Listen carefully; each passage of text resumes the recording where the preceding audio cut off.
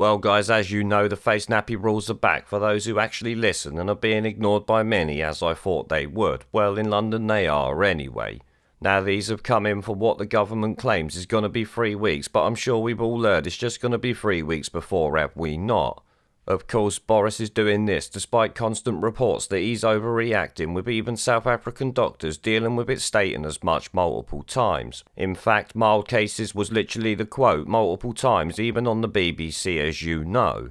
Obviously this, like any other evidence that goes against their agenda, is being ignored in favour of the doom-mongering lunatics signal boosted by the media, as I said.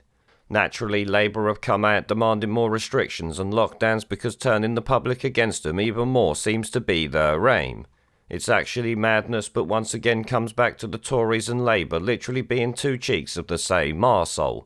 If they wasn't, Labour would be opposing hasty restrictions to gain undecided independent voters, back to their party after the 2019 election disaster.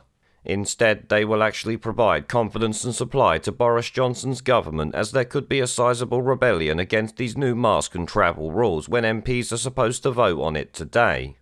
As it stands, a decent number of Tory backbenchers are expected to vote against it, but the regulations will pass, obviously with the help of Labour votes. The SNP might also join in, but it won't really matter. Labour MPs joining their Tory friends in bringing back restrictions will be enough to get the votes they need.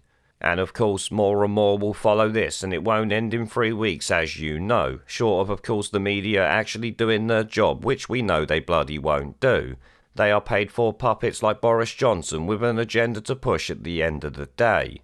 Now naturally, the calls for more and more tyranny are coming from the usual suspects with the media's help. Take Sadiq Khan, the snivelling shitweasel, for instance. If he had his way, you would be wearing a mask, standing up in a pub like the utter bullshit we see last year. Scotch eggs, pints and closing at 10 PM to avoid the virus and all that bollocks.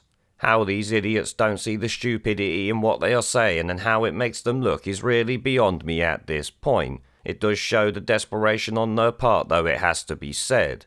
The crap they come out with makes literally no sense, yet they do it anyway because control is slipping away literally faster and faster. Even Chris Whitty admitted the other day that the public's not going to comply with them in future. The more they try to push it, the more people is going to turn against them, and eventually they will push back. It's about fucking time that happened.